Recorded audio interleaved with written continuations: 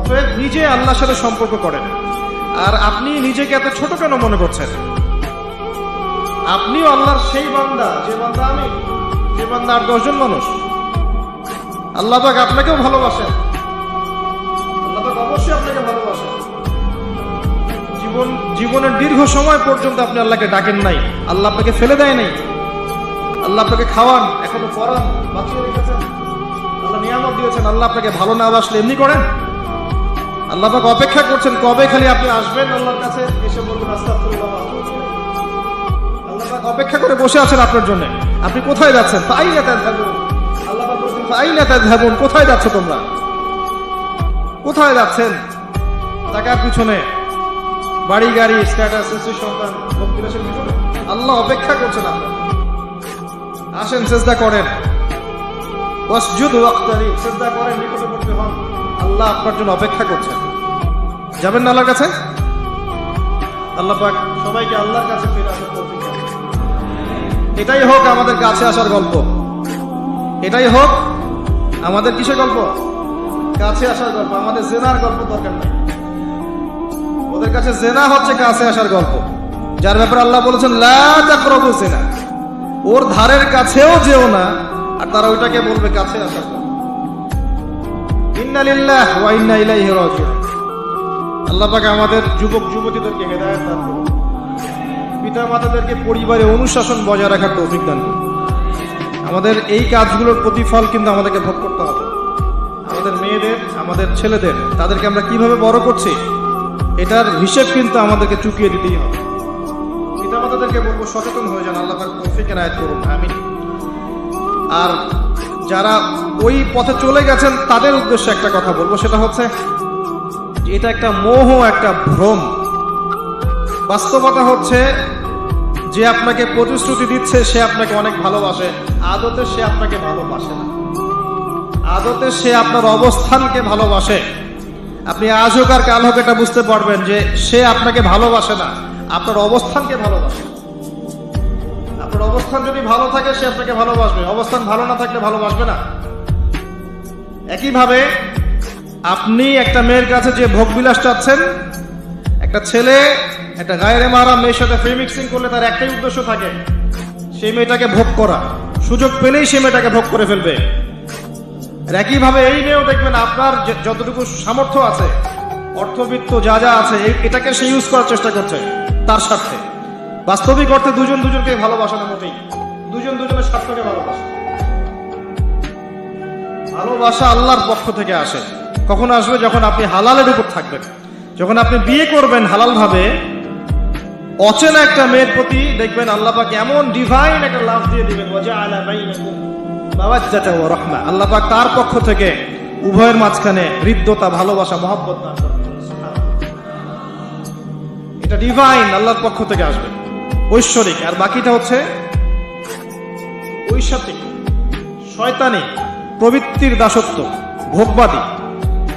এগুলো খেয়াল রাখবেন। এতে করে যা হবে, আপনি একবার আপনার ইজ্জত হারায় ফেললে কখনো ফিরে পাবেন। অদ্ভুত বিষয়, মানে এই বিষয়গুলোকে আমরা কিছু মনেই করি না। আমরা কিন্তু কিছু মনেই করি না, মনে করি এটা একটা মানে সোশ্যাল কালচার। গার্লফ্রেন্ড বয়ফ্রেন্ড থাকবে, একটা সোশ্যাল কালচার। এভাবে যে কত ছেলে কত মেয়ে, লক্ষ লক্ষ কোটি কোটি নিত্যদিন জেনা করছে। আল্লাহ পাক আমাদের যুব সমাজকে হেদায়েত করুন। আর যে প্রশান্তির জন্য আপনি তার কাছে যাচ্ছেন সেটা তার কাছে নাই। প্রশান্তি আছে কোরআনের কাছে, প্রশান্তি আছে নবীর সুন্নায়, প্রশান্তি আছে আল্লাহর জন্য সেজদায়। তার আল্লাহর জন্য আল্লাহকে স্মরণ করে আপনি কাঁদবেন, প্রশান্তি পাবেন। আল্লাহর জন্য কিছু কাজ করবেন, তার দিনের কোনো খেদমত করবেন, প্রশান্তি পাবেন। আল্লাহর কোরআনের 10টা আয়াত মুখস্থ করেন, মনে এমন শান্তি আসবে যেটা আপনি কোথাও পাবেন না। আমি চ্যালেঞ্জ করে বলছি আপনাকে, আপনি আল্লাহর কিতাবের আজকে গিয়ে 5টা আয়াত মুখস্থ করেন, অর্থটা পড়বেন, কয়েকবার চর্চা করেন, মানুষকে শোনান, আপনি মনে এমন একটা প্রশান্তি পাবেন যেটা পৃথিবীর কোনো জায়গায় পাবেন। এখানে প্রশান্তি এত এত বেশি মাত্রা আসবে, যার খবর যদি ওই পশ্চিমারা জানতো তাহলে আমার কলিজায় বোম মেরে উড়িয়ে দিত। কথা বুঝতে পারেন নাই? আল্লাহর পথে চললে যে প্রশান্তিটা পাওয়া যায়, এর খবর যদি ইসলামের শত্রুরা জানতো তাহলে মুসলিমদের কলিজায় পারমাণবিক বোমা মারত। তারা জানে না কি প্রশান্তি এখানে পাওয়া যায়। তো যে প্রশান্তির জন্য এখানে যাচ্ছেন এটা ওখানে নাই। কোরআনের কাছে আছে, সেজদায় আছে, নামাজে আছে, তাহাজ্জুদে আছে, আল্লাহর জিকিরে আছে। আর নেককার স্ত্রীর কাছে আপনি প্রশান্তি পাবেন। এটা আল্লাহ আপনাকে গিফট দিয়েছেন। আদম আলাইহিস সালামকে আল্লাহ পাক দিয়েছেন না? তার একাকী পথ হচ্ছিল জান্নাতে, আল্লাহ পাক সঙ্গিনী সৃষ্টি করেছেন। এখানে আপনি প্রশান্তি পাবেন, বাকিগুলো প্রশান্তির উৎস নয়।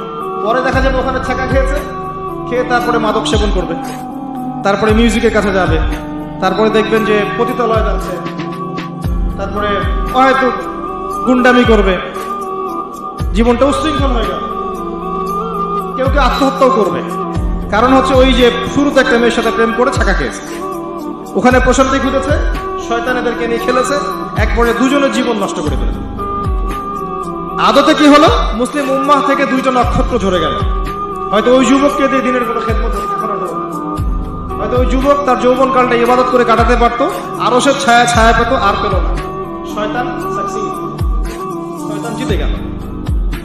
এই হচ্ছে বাস্তবতা। বাস্তবতা বোঝেন, আল্লাহর কাছে ফিরে আসেন, আল্লাহ আপনার অপেক্ষা করছেন।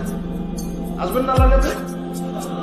এটাই হোক আল্লাহর কাছে আমাদের কাছে আসার গল্প। আল্লাহ পাক আমাদেরকে তৌফিক দান করুন, আল্লাহুম্মা আমিন। নামাজটা ছাড়েন না, যত পাপ করছেন করেন, আমি বলি নামাজ ছাড়েন না। ইনশাল্লাহ একদিন নামাজই আপনাকে পাপ থেকে বের করে আনবে ইনশাআল্লাহ। শয়তান আপনাকে হতাশ করতে চাইবে, শয়তান আপনাকে হতাশ করতে চাইবে যে তুই তো গার্লফ্রেন্ডের সাথে কথা বললি, রাতের বেলা পর্ন দেখলি, তুই তো ফ্রি মিক্সিং এ আছিস, তুই মাদক দ্রব্য খাচ্ছিস, তুই কাজে ফাঁকি মারিস, তুই ট্যাক্স আদায় করিস নাই, দুর্নীতি করছিস, তুই আবার নামাজ পড়বি না। শয়তান আপনাকে এবার বোঝাবে, কিন্তু নামাজ তো আমার শোভা পায় না, আমি তো অনেক পাপী মানুষ, এই ধোকায় পা দিবেন না। আপনি নামাজ কন্টিনিউ করতে থাকেন, ইনশাআল্লাহ আল্লাহ পাক আপনাকে পাপ থেকে বের করে আনবেন। ওই নামাজটা যদি ছেড়ে দেন তাহলে আর কোনো হাতিয়ার বাকি থাকবে না। আর আপনি যত পাপ করেন না কেন, মায়ুস হবেন না, মন ছোট করবেন না। আপনার একটা সেজদা, যে সেজদা আপনি চোখের পানি ঢেলে দিয়েছেন আল্লাহর কাছে, যে আল্লাহ আমার ভুলগুলো তুমি মাফ করে দাও, আমার তওবা তুমি কবুল করো, ইনশাআল্লাহ দেখবেন ওই একটা সেজদা যদি কবুল হয়ে যায়, আল্লাহ পাক আপনার সব গুনাহ মাফ করে দিবেন ইনশাআল্লাহ।